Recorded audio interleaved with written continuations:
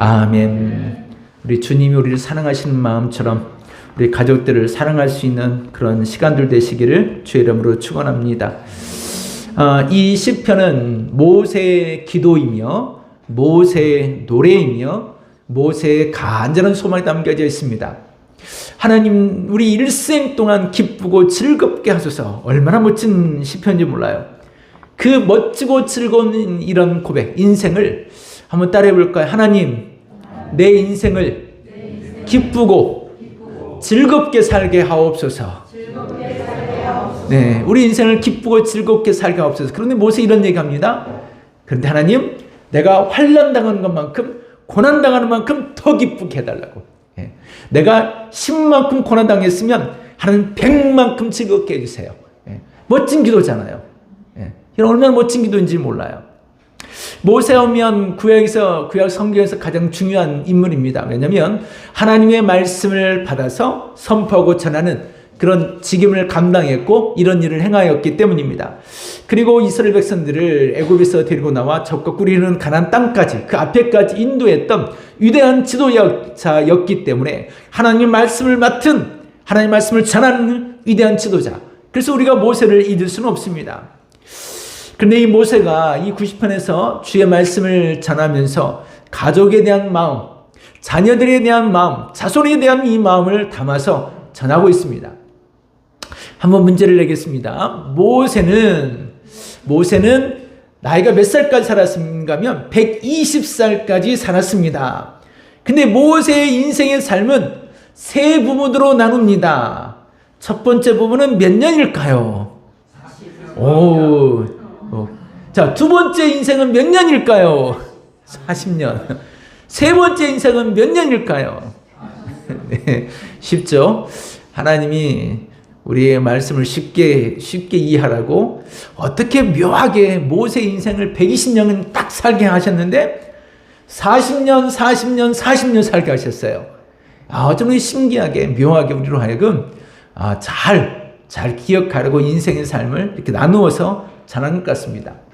그러면 첫 번째 우리 모세 인생을 생각해 볼 수 있습니다. 왜냐하면 모세가 지금 이 90편의 시를 우리가 남겨주면서 일생 동안은 이렇게 살게 해달라고 바라는 소망이거든요. 인생을 살아보니까 하나님이 이렇게 인생을 살게 해주세요. 우리 자녀들 되도록. 첫 번째 인생을 삶을 생각해 봐요. 왜 가족의 의미가 중요했는가를 이야기하기 위해서입니다. 첫 번째, 모세는 태어나자마자 처음 40년의 인생을 어디서 살았는가 하면 자기 가정에 살지 못했습니다. 고향에 살지 못했어요. 모세는 어디서 살았는가 하면 입양을 했습니다. 입양을. 타국, 즉 애굽이라는 나라로 입양이 돼서 입양되어 살고 있었어요. 자기 부모를 아버지, 어머니도 없이 그냥 그가 입양해서 간 곳이 물론 좋은 집안이었습니다.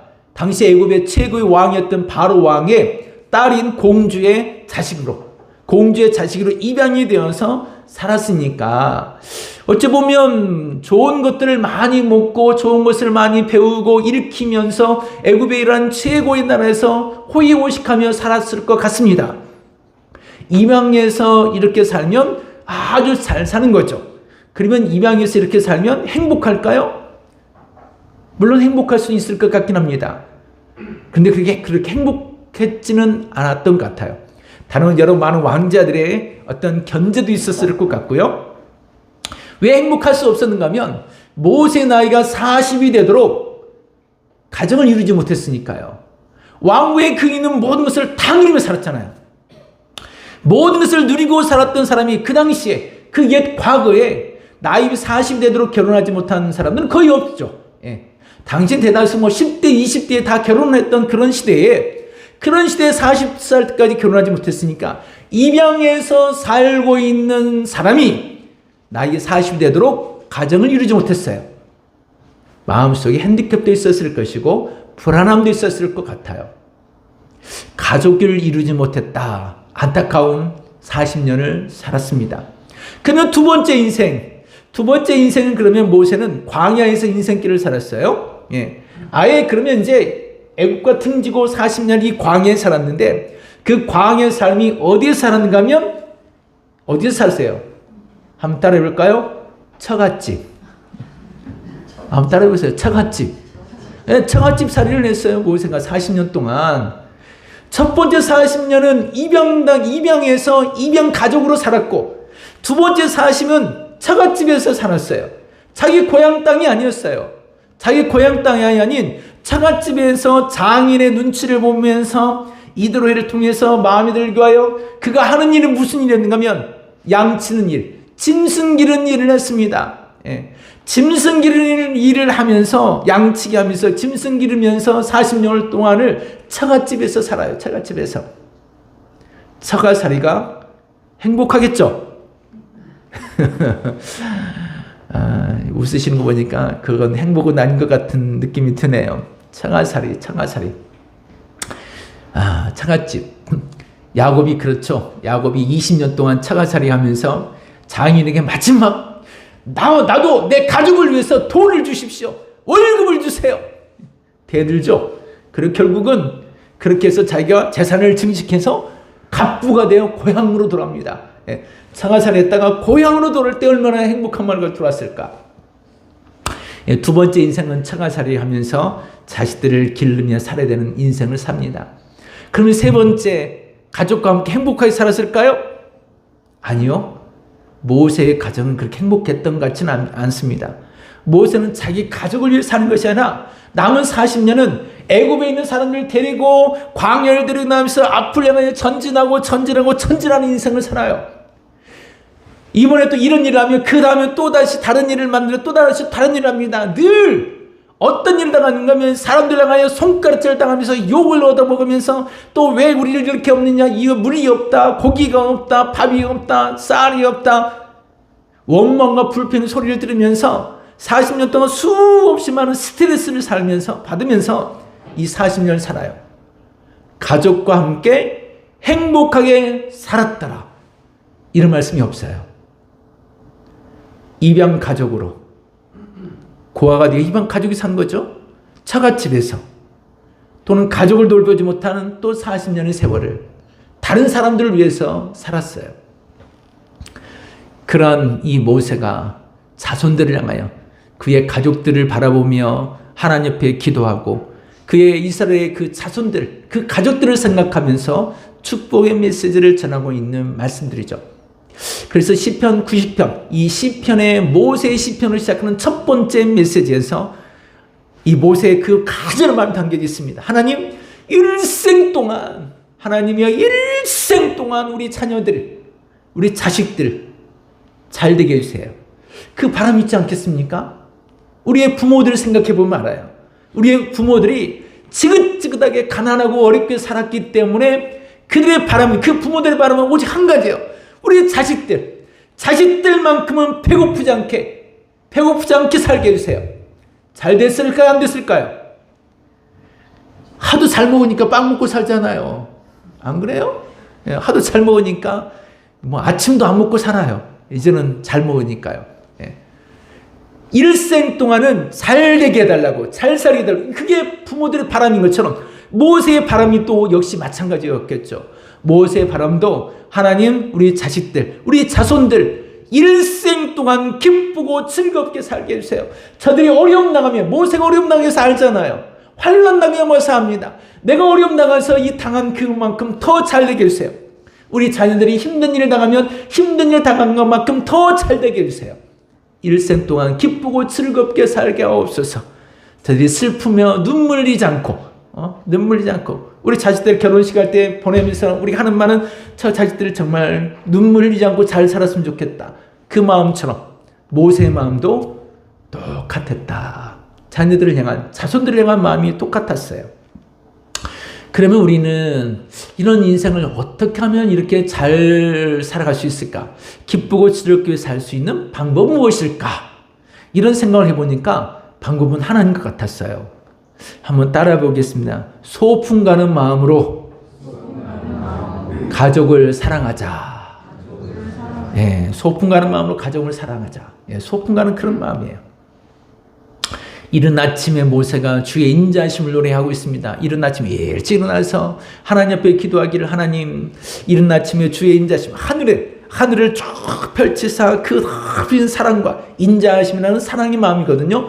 그 너그러심으로 우리 자녀들을, 우리 후손들을, 우리 자식들을 이렇게 좀 살펴주십시오라는 그 마음, 인자하심으로 이 마음을 품고 모세가 이야기하죠. 마치 하늘을 넓이 펼쳐서 이슬을 내려주어서 이슬이 막 먹은 것처럼, 이슬이 막 이런 꽃 위에 머물러서 행복함으로 뿌듯함을 가진 그 마음처럼 햇빛이 그냥 활짝 비쳐서 환해지는 것처럼, 봄날의 그 행복감을 누리는 그 마음처럼 하나님이여 우리 자녀들을 향한 그 마음을 품고 이른 아침에 모세는 기도하고 있습니다. 모세는 그 마음을 품고 기도하고 있어요. 이른 아침 일찍 일어나서 그 마음으로 그의 후손들을, 그의 자녀들을 향하여 축복하고 있죠. 우리 가족들도 이른 아침이면 바쁩니다. 이른 아침에 가장 먼저 일어나신 분이 있죠. 집집마다 밥하는 사람이 가장 일찍 일어납니다. 그렇죠. 밥 해준 사람이 일찍 일어나요. 눈 비비고 세수도 못하고 채 밥부터 쌀부터 이렇게 눈을 뜬 만듯 하면서 이렇게 씻으시는 분들 가끔 있죠. 여튼 밥을 하기 위해서 아침마다 이렇게 밥을 하면 눈을 비비면서 눈도 제대로 이렇게 뜨시, 이런 눈 뜨죠, 이런 눈. 이런 눈 뜹니다. 윙크하면서 이런 눈을 뜨면서 이렇게 하품을 해가면서 이렇게 밥을 해요.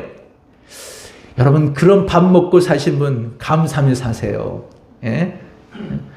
누가 일어나서 이른 아침부터 밥을 해주면 살겠어요. 여러분도 일어나서 이른 아침 일어나면 아무것도 안 하고 있다가 딱 밥 차려주면 그냥 먹는 거 그거 행복하죠. 그거 당연시 여기는데 절대 당연한 거 아니에요. 누군가는 눈을 제대로 뜨지 못하고 이게 밥에서 주는 거니까 고맙게 여기고 먹으세요. 투덜거리지 말고 씩씩거리지 말고 밥이 잘 됐니 못 됐니 그런 말 할 필요 없어요. 그런 말 하려면 여러분이 일어나서 밥 해 먹고 가세요. 그냥 그러지 않을 거면 그냥 해주는 밥 그냥 주는 거에 고마워하며 먹어야 되는 거예요. 이른 아침에 밥해서 주는 밥 감사히 먹고 다니라는 이야기예요. 감사히 먹고.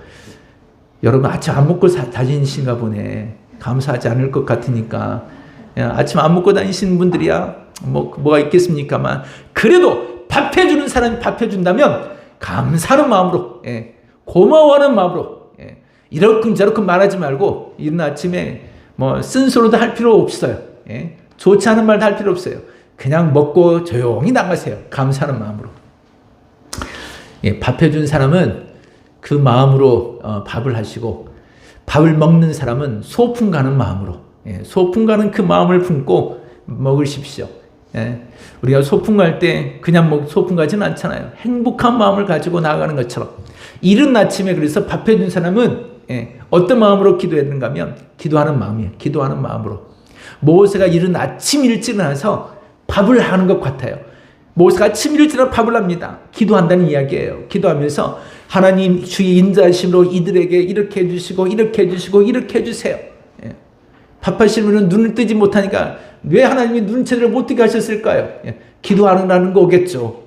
눈이 안 떠지면 기도하세요. 이렇게 눈이 안 떠지면 하나님 하면서 그 하나님 하면서 밥을 하는 이야기죠. 모세가 이른 아침에 일어나서 인자하심으로 이들에게 자손들이 기쁘고 잘되게 이 밥 먹고 기쁘게 해주세요. 이 밥 먹고 잘되게 이 밥 먹고 행복하게 해주세요. 이 밥 먹고 즐겁게.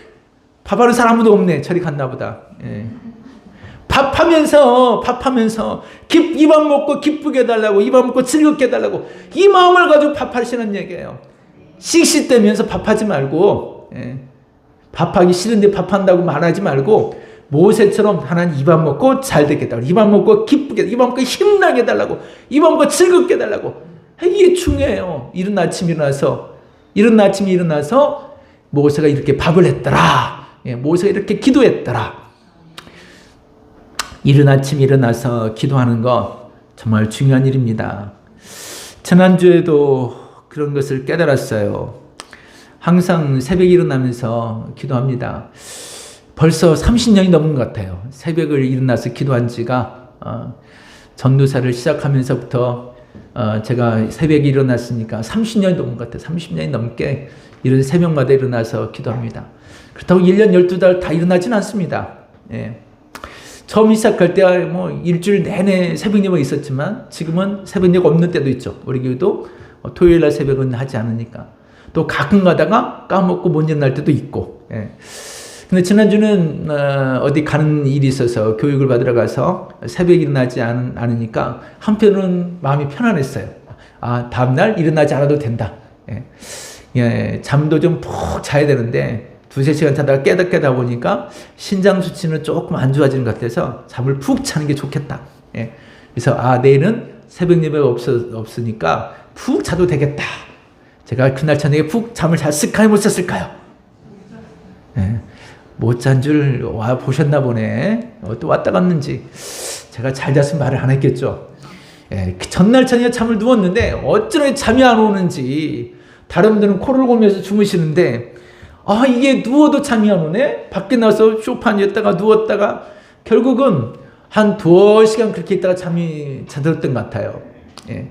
그런 때면 무슨 생각이 드는가 하면 하나님 왜 잠이 이렇게 오지 않게 하지? 예? 예.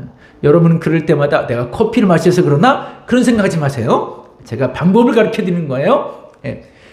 오늘 저기 밥을 먹어서 내가 이렇게 잠이 안 오나? 그런 생각하지 마시고 이렇게 생각하세요. 하나님이 따라해 보겠습니다. 하나님이 기도하라는 보다. 예. 그것은요 하나님이 기도하게 하시는 거예요. 하나님이 나를 통해서 기도하라는가 보다. 예. 그래요.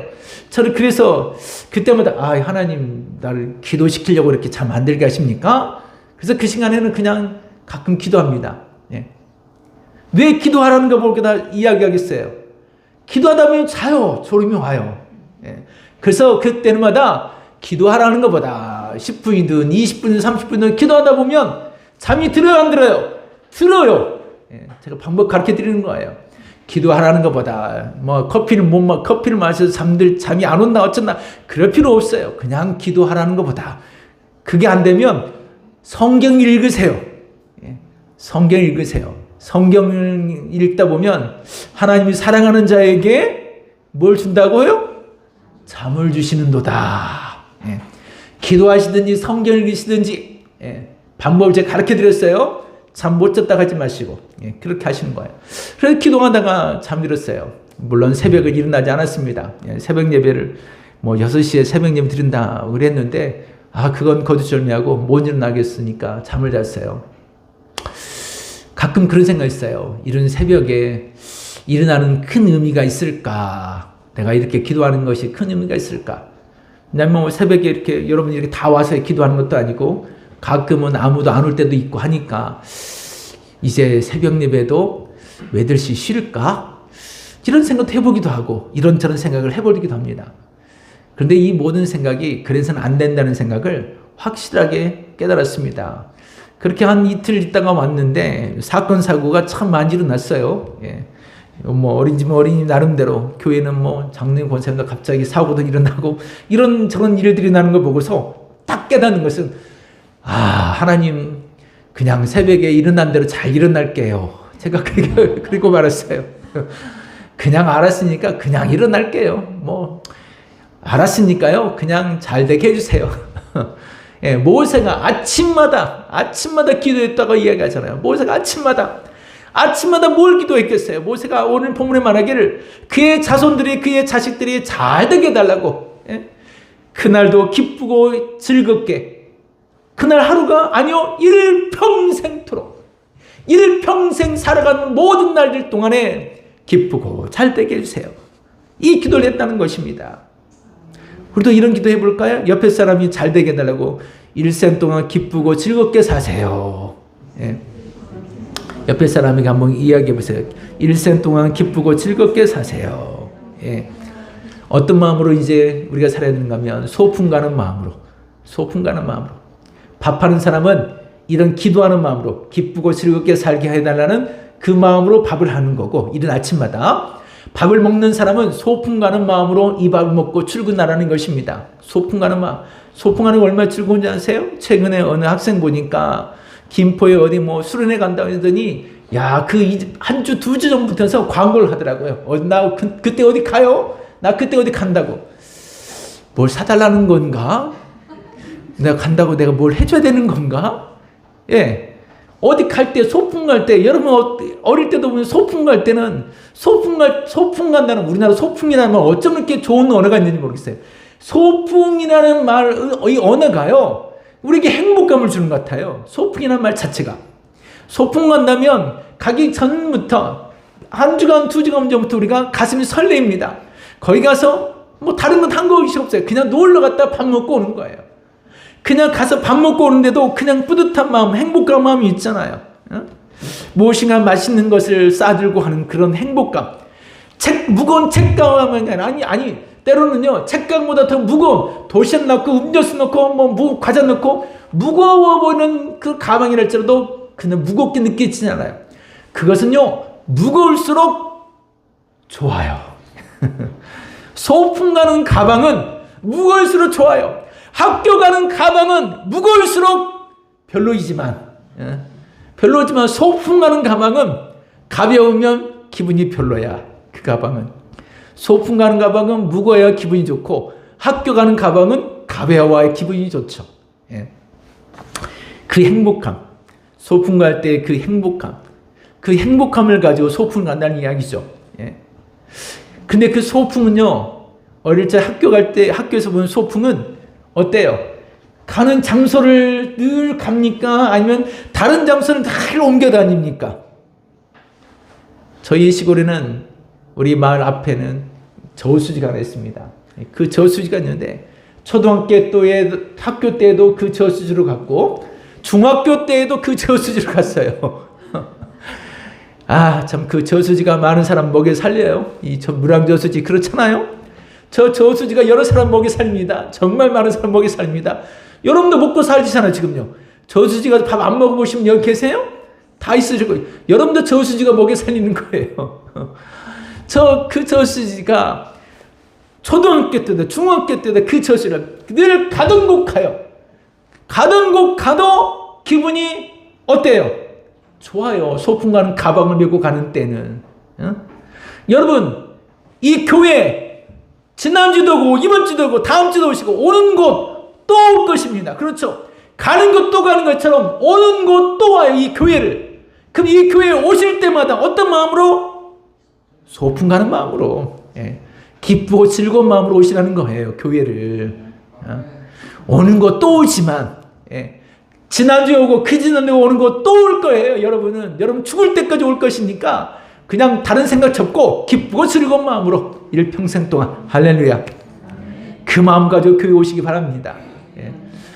이른 아침에 밥을 먹고 출근하시는 가족들이요, 이 마음 가지고 출근하십시오.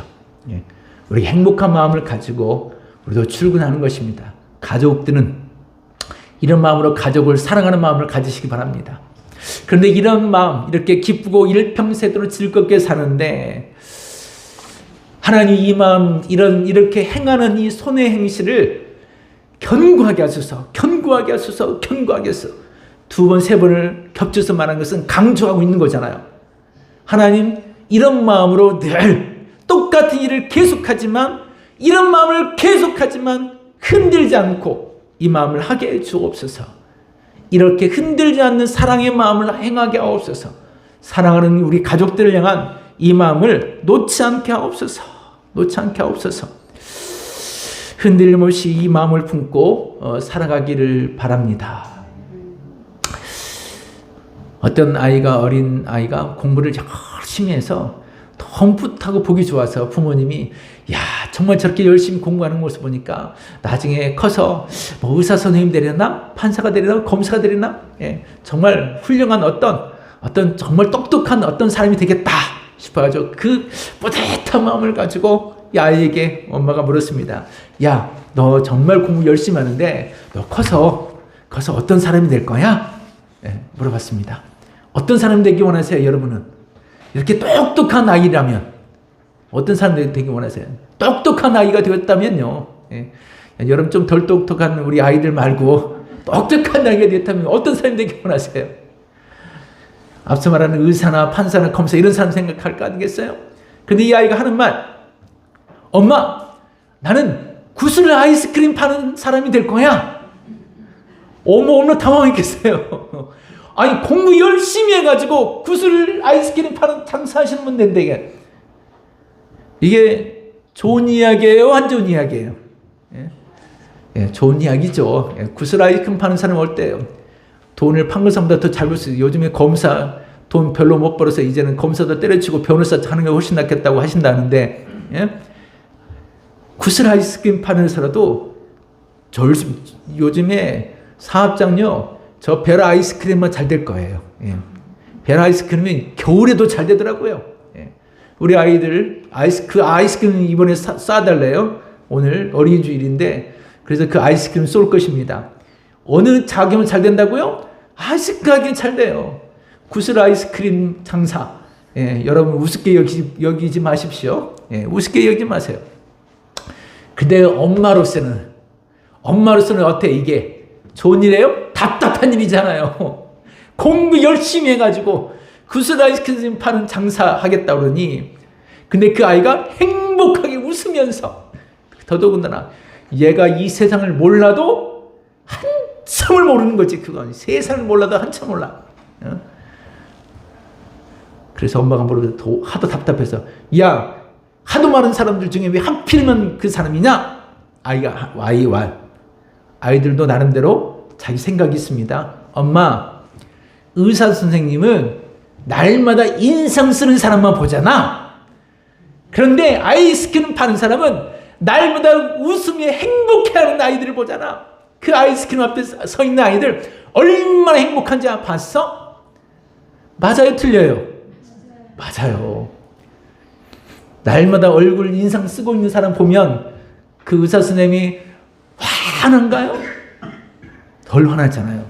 제 얼굴이 왜 이렇게 얼굴이 화나고 좋겠어요? 여러분이 저를 보면서 웃어주니까 좋은 거예요, 제가. 예? 여러분 교회 와서 저를 보고 행복하게 저를 맞이해 주잖아요. 그래서 제가 얼굴이 지금 이 정도라고요. 예, 이 정도라고요. 여러분이 행복해서 제가 이렇게 행복한 거예요. 믿으시기 바랍니다. 예, 아이의 말, 틀린 말이 아니죠.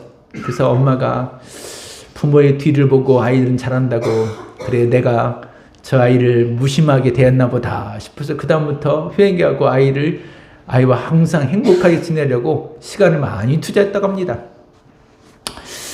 어떤 목사님이 지난주에 하신 말씀이, 나는 이 어려운 길을 선택해서 이번에도, 왜요? 그랬더니 우리 아이가 볼 때 우리 아버지는 굳이 뭐 하려고 그런 어려운 일을 선택했을까 생각할 때마다, 그래 십자가의 길이라고 생각하고 이 길을 선택하신 것이, 좁은 길, 작은 길을 가는 것이 옳다라고 저 아이들도 그렇게 믿어줬으면 좋겠어.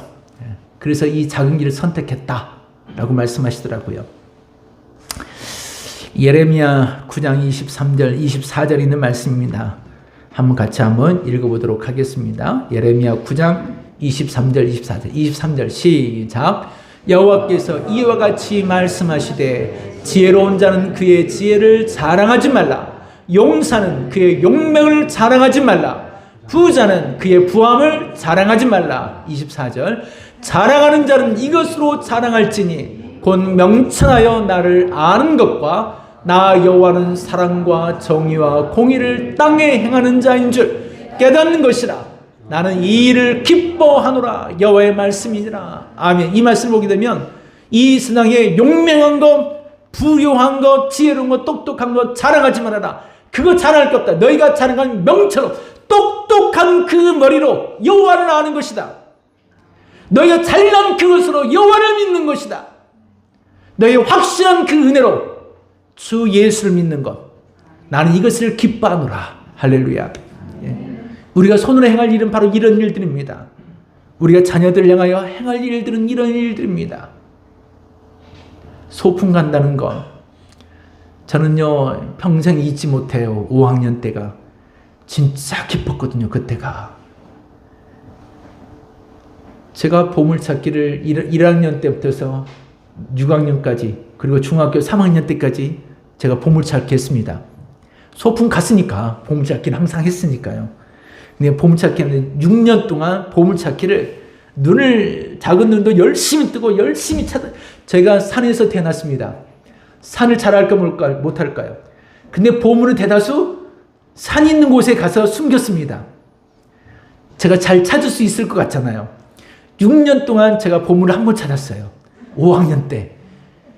근데요, 그 보물을 찾고 나니까요. 보물을 찾고 나서 어땠을까요? 기분이 얼마나 좋았는지 몰라요. 행복했습니다. 보물을 찾고 난 다음에는 걱정이 없어요. 뭐 노래를 부르든 떠들든 뭐 춤을 추든 걱정이 없어요. 왜? 나는 이것을 들고 있어요. 이 언제까지? 보물을 들어서 선물을 줄 때까지, 그 선물을 받을 때까지 행복했어요. 있는 자리에 앉아있는 그 자리가 뿌듯하더라고요. 앉아있는 자리가 행복하더라고요. 왜냐고요? 여기에 무엇을 들고 있다고요? 보물을 들고 있으니까. 이 보물을 들고 있으니까 선생님이 아이들이 무엇을 하든 상관이 없어. 왜냐면 나는 저 보물을 받을 거니까. 가지고 있는 그 자리가 얼마나 즐겁든지, 그 보물을 들고 있는 그 자리가 얼마나 행복하든지요. 여러분, 설렜어요. 좋았어요. 행복했어요. 여러분 그렇겠죠? 그래요, 안 그래요? 그래요. 지금 여러분 앉아있는 이 자리에도 여러분도 지금 그 보물을 들고 있어요. 바울이 말하기를 질그릇처럼 깨어지기 쉬운 내가 참 보배이신 예수님을 내가 가졌으니. 여러분, 우리는 지금 인생을 걸어가는 동안 이 보배를 들고 있잖아요. 이 보물을 들고 지금 이 자리에 앉아 있어요. 설레어야 할까요? 설레지 않아야 될까요? 대답을 못 하시네. 이런 대답을 잘 하셔야죠. 설레야죠. 예수 믿고 이 자리에 앉아 있는 것, 설레임이 있어야 됩니다. 예수 믿고 인생 살아가는 것, 설레임이 있어야 돼요. 가지고 있잖아요. 영생을 들어갈 영광스러운 보물을 내가 지니고 있잖아요. 감사해야죠. 기뻐해야죠. 즐거워야죠. 일평생도록 이들이 기쁘고 즐겁게 살게 할 수 없어서. 할렐루야. 모세가 기도한 것 우리는 지니고 있습니다. 모세가 이렇게 축복해 준 것 우리는 가지고 있어요. 이 보배를 우리가 지니고 있어요. 일평생도록 우리가 기쁘고 즐겁게 살 모든 소중한 것을 내가 지니고 있어요. 예수 그리스도. 보물을 지니고 사는 것 즐거운 일이잖아요. 주의 발자취를 따르며 살아가는 것이 어찌 기쁘고 즐거운 일이 아닌가. 우리 예배 전에 찬송했던 것처럼. 자, 이 일들을, 이 손으로 행할 이 일을 어찌 우리가 별 볼 일 없다고 생각하겠습니까? 너무너무 소중한 것입니다. 인생 사는 날 동안 이 보물 들고 소풍 가는 살 때, 이 보물 들고 있을 때 그 즐거움처럼 인생을 이 즐거움으로 사십시오. 그리고 우리가 해야 할 일은 이 보물을 우리 자녀들이 가지고 있음을 깨닫게 해주고 인식시켜주는 거예요. 우리 소중한 자녀들이 예수를 믿고 이 보물을 내가 가지고 있으니 내 인생은 기쁘고 즐겁게 살 길을 가르고 있는 거야.